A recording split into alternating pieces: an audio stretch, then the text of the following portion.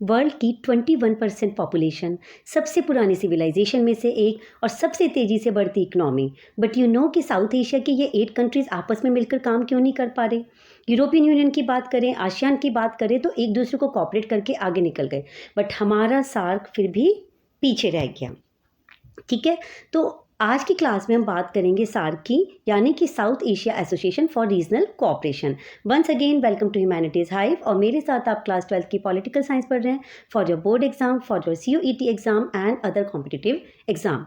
कहानी शुरू होती है दिसंबर 1985 से, 1985 ढाका बांग्लादेश से, क्योंकि इसकी पहली मीटिंग वहीं हुई थी, बांग्लादेश।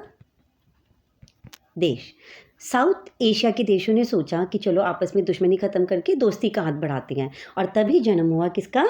सार्क जैसी संस्था का। इसका सेक्रेटेरिएट यानी हेडक्वार्टर की बात करें तो कहाँ है? काठमांडू, नेपाल में। ओके, इतना माइंड में बैठ गया। 1985 ढाका बांग्लादेश, हेडक्वार्टर आपका काठमांडू। चलो अब जरा से इसके आगे बढ़ने से पहले ना मेंबर नेशन पे नज़र मारूं, क्योंकि एग्ज़ाम में सबसे ज़्यादा कन्फ्यूज़न कहाँ होती है? इसके मेंबर नेशन को याद करने में।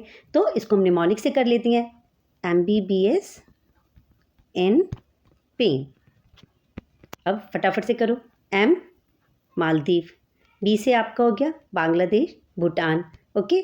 S से आपका हो गया श्रीलंका, P से Pakistan, A Afghanistan, I India और N नेपाल। हो गया? कर लोगे एग्ज़ाम में? आगे बढ़ो, फिर से एक बार रिपीट कर लो।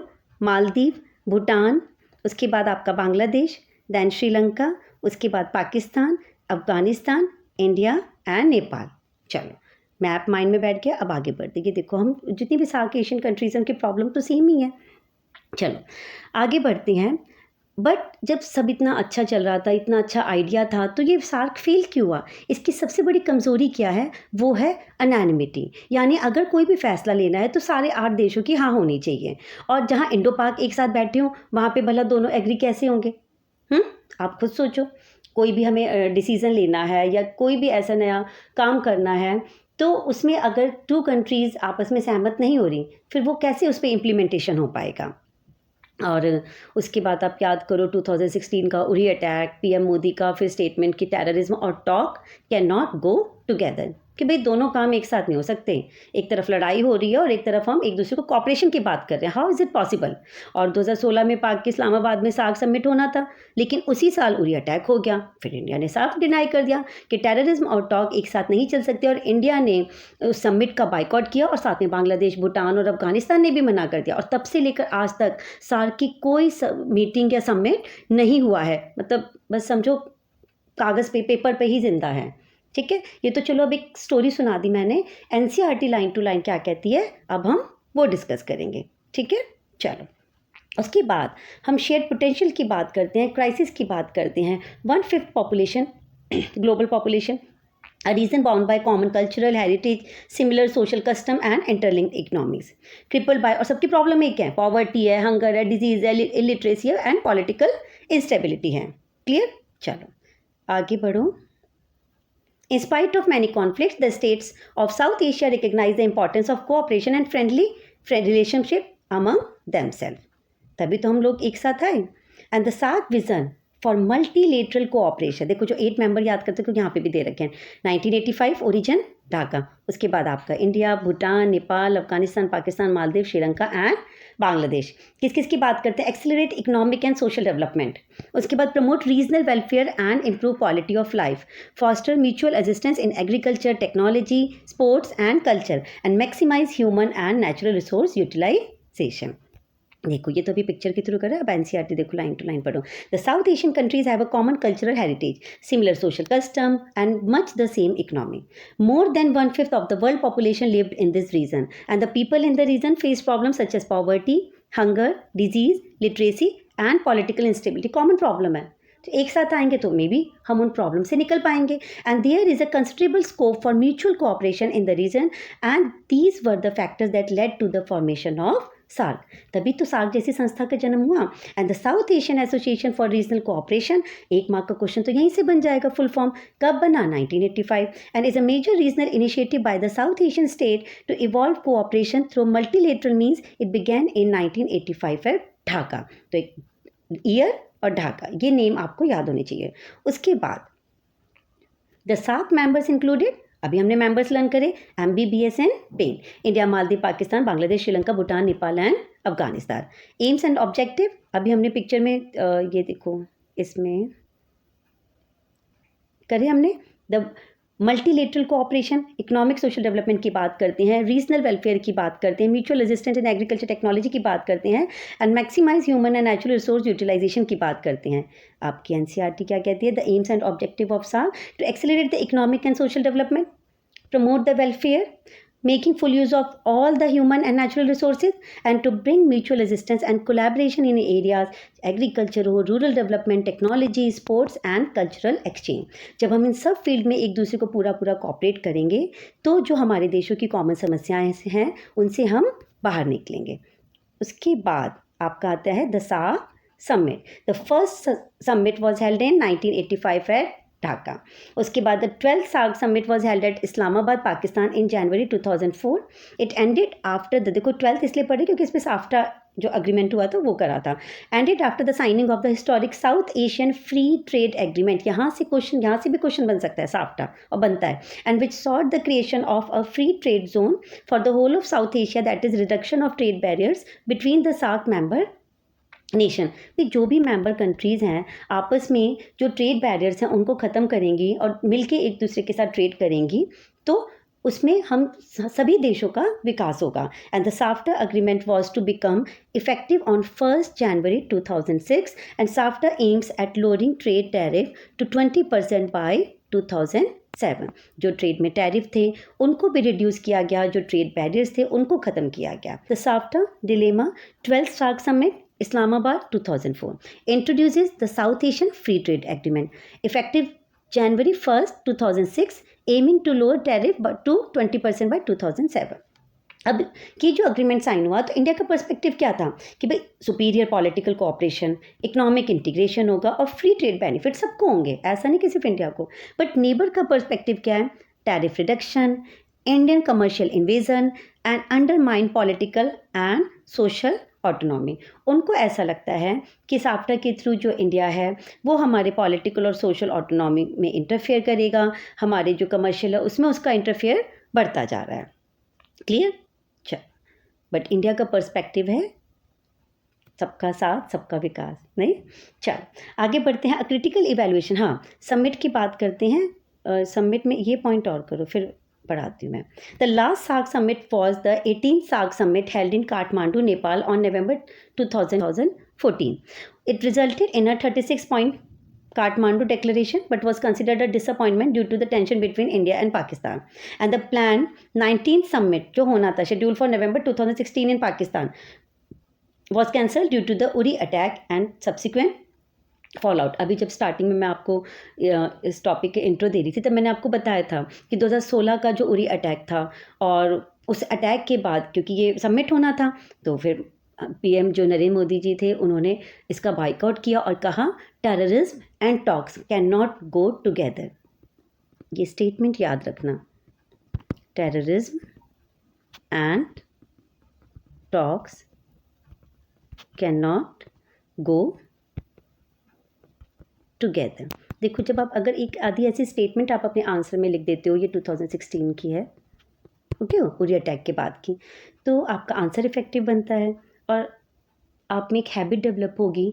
जब आगे आप कॉम्पिटिटिव एग्जाम में मेंस के एग्ज़ाम दोगे तो वहाँ पे आपको कैसे आंसर प्रेजेंट करना है, ठीक है। तो 2016 के पाक के इस्लामाबाद में सार्क समिट होना था, लेकिन उरी अटैक के बाद फिर इंडिया ने इसका बाइकआउट किया और इंडिया के साथ साथ बांग्लादेश, भूटान और अफगानिस्तान ने भी मना कर दिया और तब से लेकर आज तक सार्क का कोई समिट नहीं हुआ है, बस पेपर्स पे रह गया। तो सार्क समिट हमने कर लिए। चलो अब हम करते हैं क्रिटिकल इवैल्यूएशन। क्रिटिकल इवैल्यूएशन में तो यही आ गया कि इंडिया पाकिस्तान मतलब कोई भी डिसीजन में एक उनके कंसेप्चुअल डिसीजन नहीं होता है.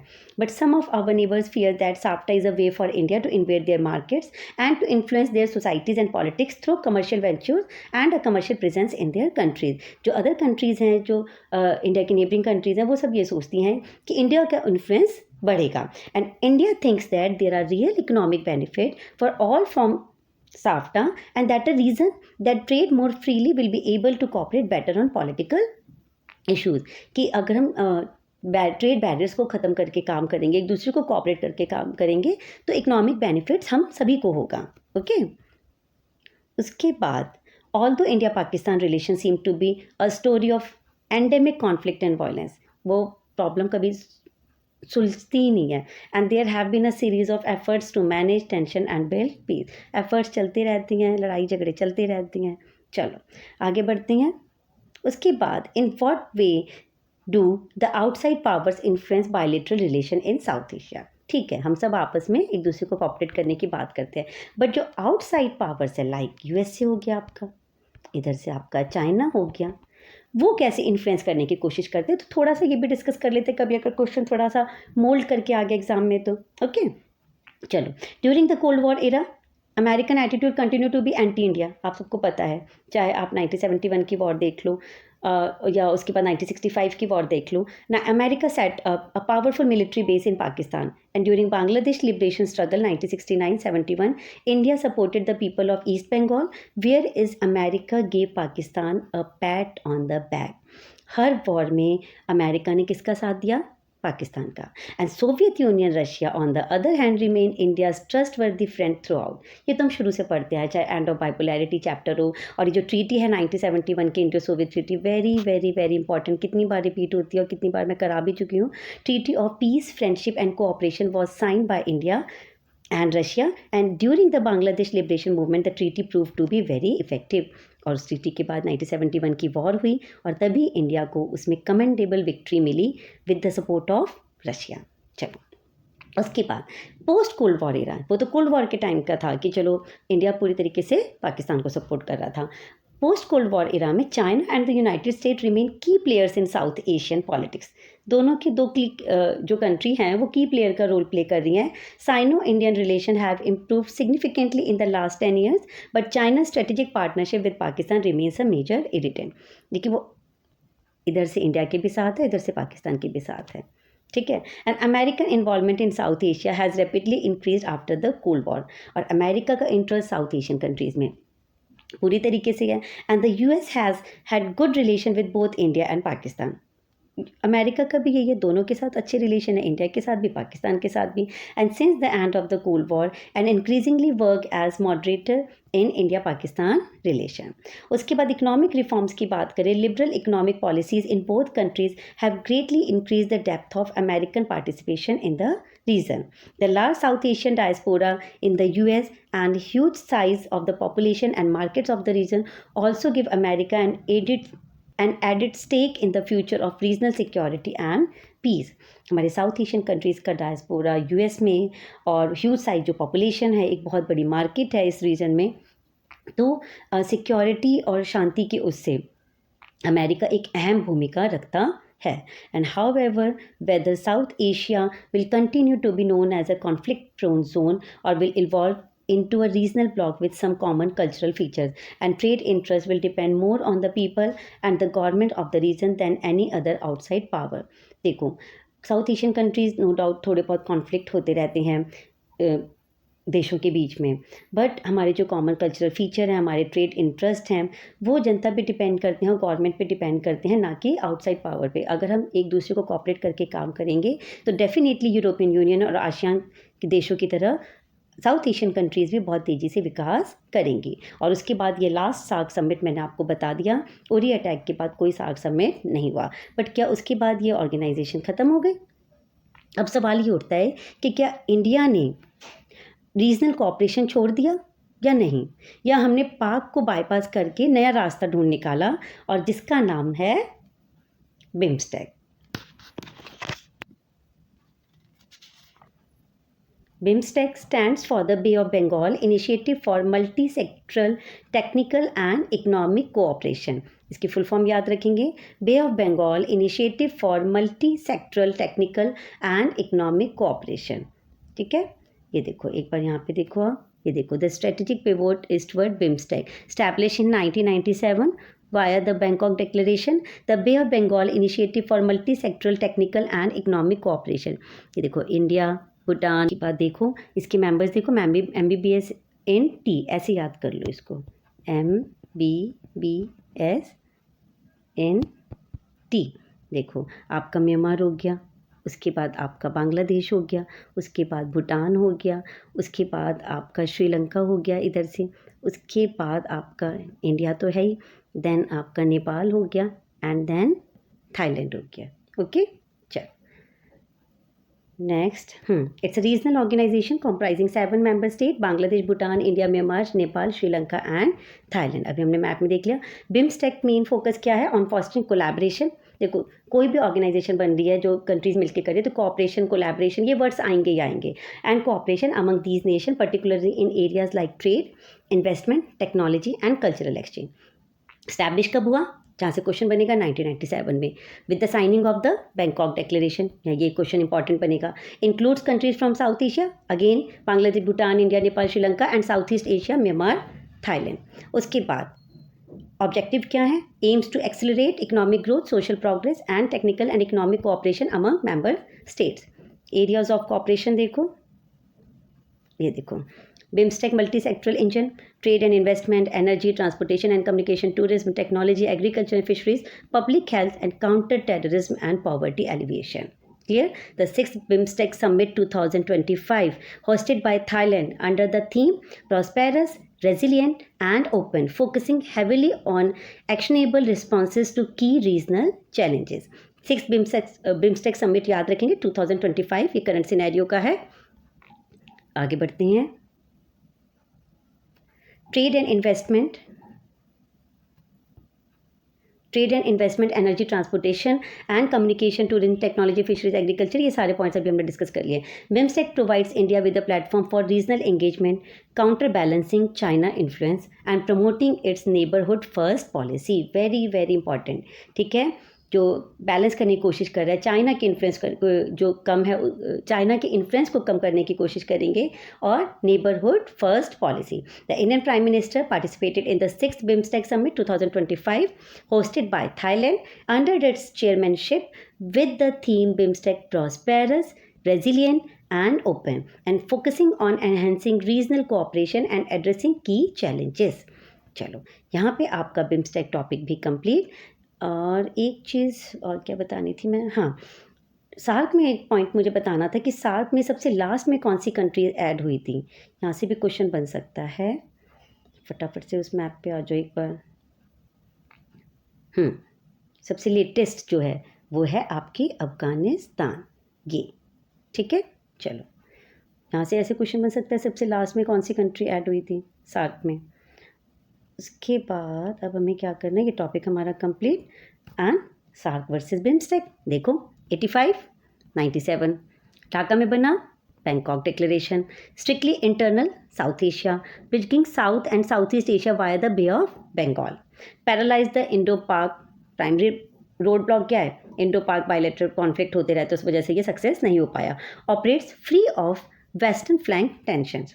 उसके बाद strategic function for India, a stall multilateral idea, active engine for the neighbourhood first policy, very important.